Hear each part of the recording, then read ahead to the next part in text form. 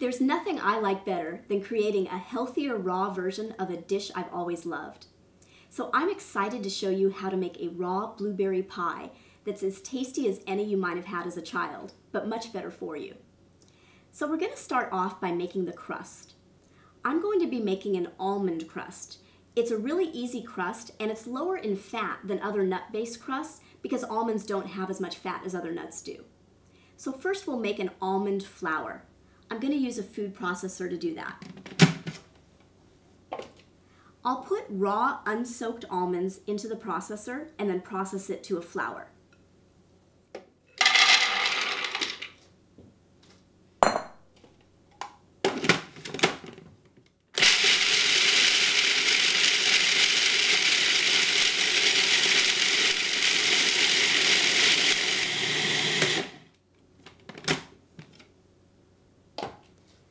Okay, now that's been processed to a flour. Now, in addition to using it in a crust, you can use almond flour on raw cookies. It kind of looks like a dusting of powdered sugar. So we'll go ahead and add a little bit of salt.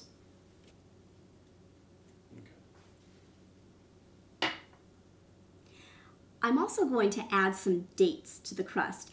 And these are medjool dates. I've just removed the pits. The dates have not been soaked because I don't want the crust to be soggy. What the dates are going to do are both sweeten the crust a little bit and make it stick together.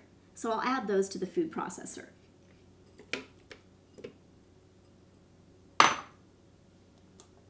And now we'll just process it until it just begins to stick together.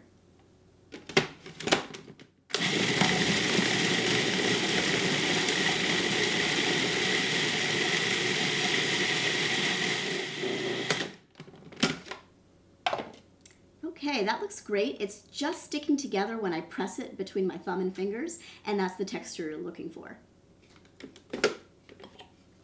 I'll go ahead and pour this into the pie pan.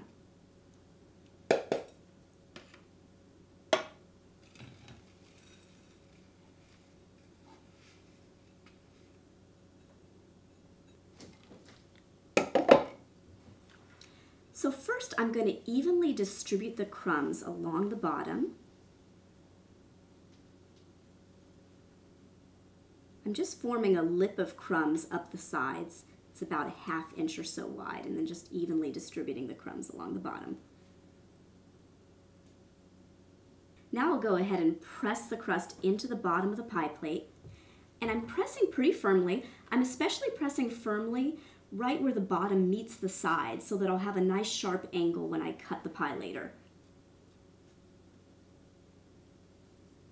Okay, that looks great, and now I'm going to start pressing against the sides. I'm going to use the thumb of my right hand to press, and I'm going to use the thumb of my left hand just to gently press down, very gently, so that the crumbs don't spill over the side. And I'll just work around, pressing in and slightly down until I'm forming a firm lip of crumbs. These crumbs are condensing, and that's why it's important to start off with a wide lip, because it's going to condense by about half once I press it in. Okay, and now that I've pressed everything in, I'm just going to go back and clean up the edges with my fingers.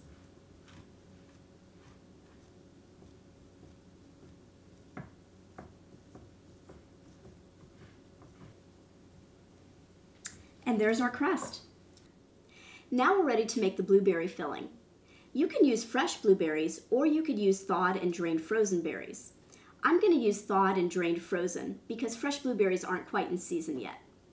So first I'll go ahead and put some of my thawed and drained frozen berries into the blender.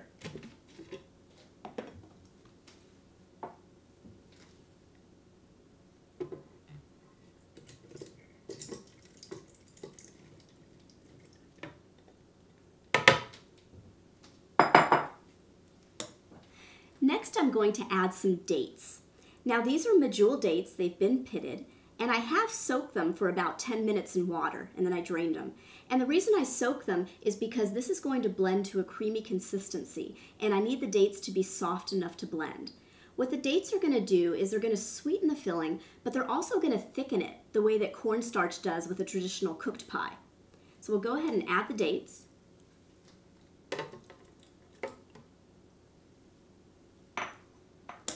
I'm also going to add a little lemon juice. And now I'll blend.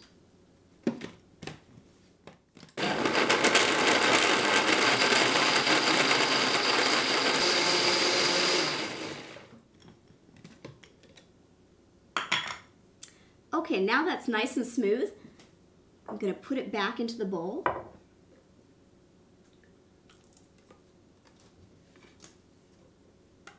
Both blueberries and dates really thicken as they chill, so this is going to be nice and thick once it chills for a couple of hours.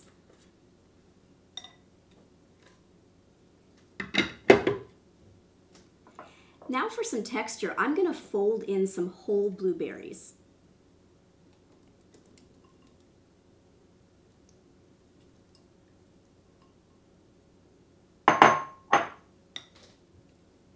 Just fold those in.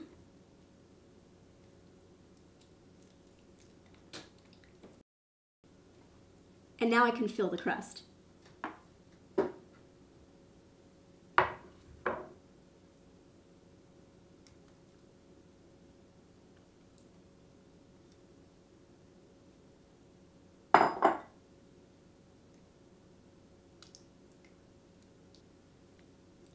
At this point, I would chill the pie for 2 to 4 hours. The dates are going to thicken, and the pie will set so it's really easy to slice. This recipe also works great for cherry pie, peach, or blackberry pie. And every time I make one of these raw pies, I feel so grateful to be able to indulge in desserts that I've loved since I was a kid.